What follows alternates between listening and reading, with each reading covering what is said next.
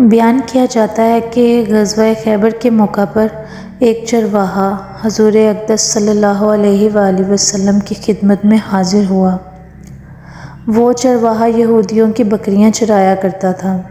جب دیکھا کہ خیبر سے باہر مسلمانوں کا لشکر پڑاؤ ڈالے ہوئے ہے، اس کے دل میں خیال آیا کہ میں جا کر ان سے ملاقات کروں اور دیکھوں کہ یہ مسلمان کیا کہتے ہیں اور کیا کرتے ہیں۔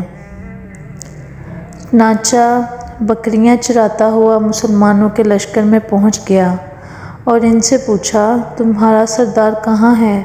صحابہ کرام نے بتایا کہ ہمارے سردار حضور صلی اللہ علیہ وآلہ وسلم اس خیمے کے اندر ہیں۔ پہلے تو اس چرواہے کو ان کی باتوں پر یقین نہیں آیا۔ اس نے سوچا کہ اتنے بڑے سردار ایک معمولی سے خیمے کے اندر کیسے بیٹھ سکتے ہیں۔ اس کے ذہن میں یہ بھی تھا کہ جب آپ اتنے بڑے بادشاہ ہیں تو بہت ہی شان و شوکت اور ٹھاٹھ باٹھ کے ساتھ رہتے ہوں گے، لیکن وہاں تو کھجور کے پتوں کی چٹائی سے بچھا ہوا ایک خیمہ تھا۔ خیر وہ چرواہا اس خیمے کے اندر آپ صلی اللہ علیہ وآلہ وسلم سے ملاقات کے لیے داخل ہوا اور پوچھا کہ آپ کیا پیغام لے کر آئے ہیں اور کس بات کی دعوت دیتے ہیں۔ حضور اقدس صلی اللہ علیہ وآلہ وسلم نے اس کے سامنے اسلام اور ایمان کی دعوت رکھی اور اسلام کا پیغام دیا۔ اس نے پوچھا کہ اگر میں اسلام کی دعوت قبول کر لوں تو میرا کیا انجام ہوگا اور کیا رتبہ ہوگا؟ حضور اقدس صلی اللہ علیہ وآلہ وسلم نے ارشاد فرمایا کہ اسلام لانے کے بعد تم ہمارے بھائی بن جاؤ گے اور ہم تمہیں گلے سے لگائیں گے۔ اس چرواہے نے کہا کہ آپ مجھ سے مذاق کر رہے ہیں، میں کہاں اور آپ کہاں؟ میں ایک معمولی سا چرواہا ہوں اور میں ایک سیاہ فام انسان ہوں، میرے بدن سے بدبو آ رہی ہے، ایسی حالت میں آپ مجھے کیسے گلے لگا سکتے ہیں؟ حضور اقدس صلی اللہ علیہ وآلہ وسلم نے فرمایا کہ ہم تمہیں ضرور گلے سے لگائیں گے اور تمہارے جسم کی سیاہی کو اللہ تعالیٰ مٹا دے گا اور اللہ تعالیٰ تمہارے جسم سے اٹھنے والی بدبو کو خوشبو سے تبدیل کر دیں گے۔ یہ بات سن کر وہ فوراً مسلمان ہو گیا اور کلمہ شہادت پڑھ لیا۔ پھر حضور صلی اللہ علیہ وآلہ وسلم سے پوچھا کہ یا رسول اللہ صلی اللہ علیہ وآلہ وسلم میں کیا کروں؟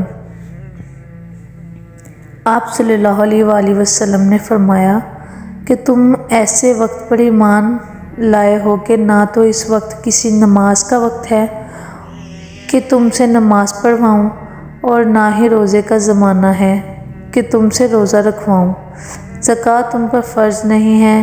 اس وقت تو صرف ایک ہی عبادت ہو رہی ہے جو تلواروں کی چھاؤں میں انجام دی جا رہی ہے، وہ ہے جہاد فی سبیل اللہ۔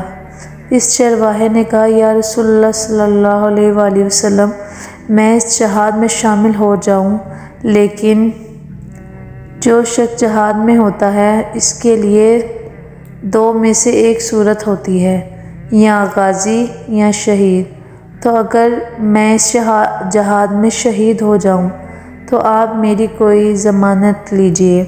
حضور اقدس صلی اللہ علیہ وآلہ وسلم نے فرمایا کہ میں اس بات کی ضمانت لیتا ہوں کہ اگر تم اس جہاد میں شہید ہو گئے تو اللہ تعالیٰ تمہیں جنت میں پہنچا دیں گے اور تمہارے جسم کی بدبو کو خوشبو سے تبدیل کر دیں گے اور تمہارے چہرے کی سیاہی کو سفیدی میں تبدیل کر دیں گے۔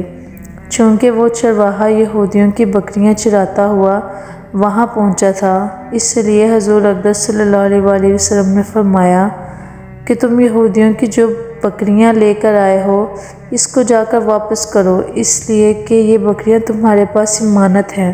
اس بات سے یہ اندازہ لگائیں کہ جن لوگوں کے ساتھ جنگ ہو رہی ہے، جن کا محاصرہ کیا ہوا ہے، ان کا مال غنیمت ہے۔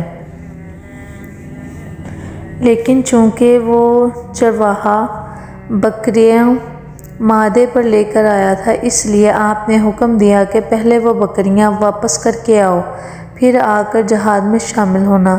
چنانچہ اس چرواہے نے جا کر بکریاں واپس کیں اور واپس آ کر جہاد میں شامل ہوا اور شہید ہو گیا۔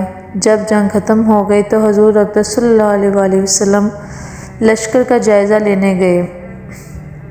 جب آپ قریب پہنچے تو اس سے پوچھا کہ کیا بات ہے؟ صحابہ کرام نے فرمایا، جو لوگ جنگ میں شہید ہو گئے ہیں ان میں سے ایک آدمی ایسا بھی ہے جس کو ہم سے کوئی نہیں پہچانتا۔ آپ صلی اللہ علیہ وآلہ وسلم نے فرمایا کہ مجھے دکھاؤ۔ جب آپ نے دیکھا تو آپ نے فرمایا کہ تم اس شخص کو نہیں پہچانتے مگر میں اس شخص کو پہچانتا ہوں، یہ چرواہا ہے اور یہ وہ عجیب و غریب انسان ہے جس نے کوئی سجدہ نہیں کیا اور اللہ تعالیٰ نے اسے جنت الفردوس میں اعلیٰ مقام دیا ہے، اور میں اس بات کی گواہی دیتا ہوں کہ اللہ تعالیٰ اس کو سیدھا جنت الفردوس میں پہنچا دیا ہے، اور میری آنکھیں دیکھ رہی ہیں کہ ملائکہ اس کو غسل دے رہے ہیں اور اس کی سیاہی کو سفیدی میں بدل دیا گیا ہے اور اس کے جسم کی بدبو کو خوشبو سے بدل دیا گیا ہے۔ حاصل اس واقعے سے ہمیں یہ سبق ملتا ہے کہ اندازہ کیجیے اگر کچھ عرصہ پہلے اس چرواہے کو موت آ جاتی تو سیدھا جہنم میں چلا جاتا، اور اب اس حالت میں موت آئی ہے کہ ایمان لا چکا ہے، اور سرکار دو عالم صلی اللہ علیہ وآلہ وسلم نے اسے جنت الفردوس کی بھی ضمانت دے دی ہے۔ اس لیے فرمایا اعتبار خاتمے کا ہے۔ اس لیے بڑے بڑے لوگ لرزتے رہتے ہیں اور یہ دعا کرتے رہتے ہیں کہ یا اللہ ہمارا خاتمہ ایمان پر فرما۔ میری یہ دعا ہے کہ اللہ تعالیٰ ہم سب کو اس سے سبق حاصل کر کے اس پر عمل کرنے کی توفیق عطا فرمائے، آمین۔